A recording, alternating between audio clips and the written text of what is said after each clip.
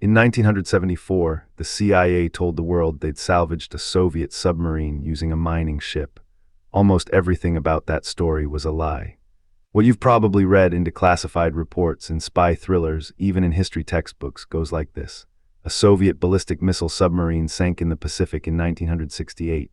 The CIA, desperate to recover its nuclear secrets, built an enormous clawship called the Glomar Explorer and hauled the wreck off the ocean floor in 1974. A technical miracle, a Cold War victory.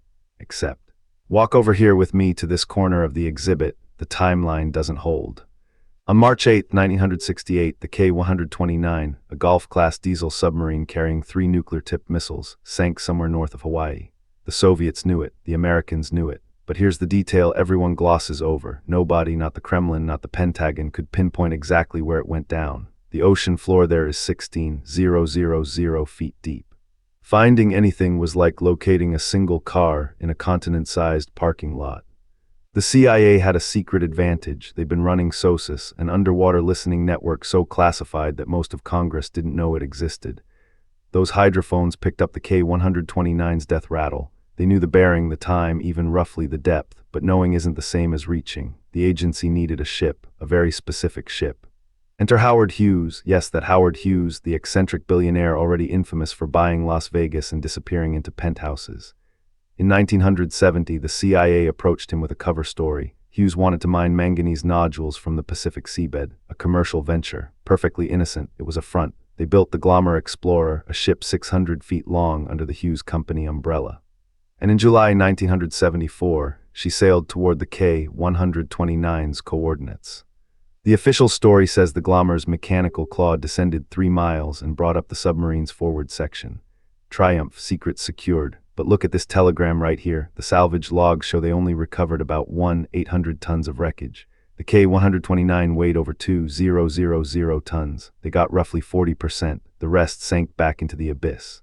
Here's where it gets darker.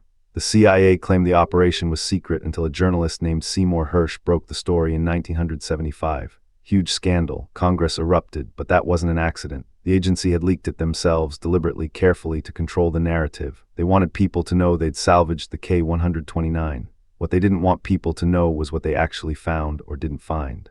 The missile warheads weren't on the K-129 when it went down. Soviet records, declassified decades later, show they'd been offloaded before the patrol. The encryption machines, damaged beyond recovery. The real prize the CIA wanted, the fire control system, the sonar signature library, the operational procedures, most of it was either destroyed by the ocean or never there to begin with. So why did the CIA spend over $300 million on an operation that came up half empty? Because they couldn't admit they'd been wrong. They'd burned an enormous amount of intelligence capital, exposed a covert partnership with Hughes Industries, and risked a direct confrontation with the Soviets. Admitting failure would have meant acknowledging that SOSUS, their most sensitive spy tool, had led them to a ghost ship. The Soviets knew this too. They'd watched the Glomar Explorer the entire time. Their spy ships shadowed it. Their intelligence officers tracked every crane movement, and they said nothing publicly. Why? Because admitting a Soviet submarine had sunk under mysterious circumstances and that the Americans had recovered it would have triggered a political crisis at home. Brezhnev couldn't afford that kind of weakness. What really happened to the K-129 then? It was a salvage operation that recovered fragments, technically impressive, strategically hollow. Both superpowers lied about it. The Americans overstated what they'd found and why they'd found it. The Soviets pretended it never happened. And the cover story about mining manganese became so famous it overshadowed the actual intelligence failure underneath. The real ghost fleet wasn't the submarine, it was the Glomar Explorer itself. After 1974, she was quietly decommissioned. Hughes sold her. She became a commercial drilling ship, then a storage vessel. For decades, she floated in and out of ports with no one knowing her true history. The ship that almost changed the Cold War became invisible.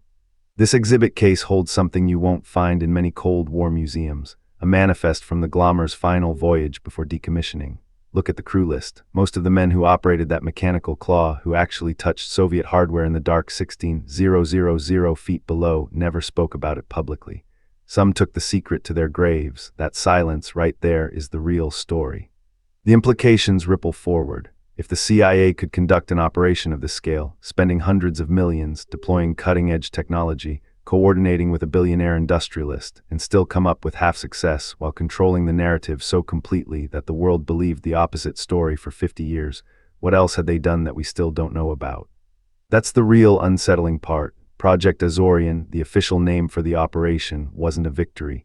It was a masterclass in managing failure, and we only know that because decades later, documents were declassified. How many other operations are still classified? How many other ghost fleets are still sailing beneath the surface of official history? The K-129 itself, the parts the Glomar didn't recover, still sit on the ocean floor. Occasionally, researchers catch sonar images of the wreckage. It's a tomb, and it's a reminder that some Cold War secrets were never meant to be solved, only managed, controlled, and carefully forgotten. The real victory wasn't bringing up the submarine. It was convincing the world that bringing it up mattered. And that, perhaps, is the most unsettling intelligence operation of all, not what the CIA recovered, but what they made us believe they'd recovered. Subscribe every week. We uncover the Cold War stories they buried in the archives.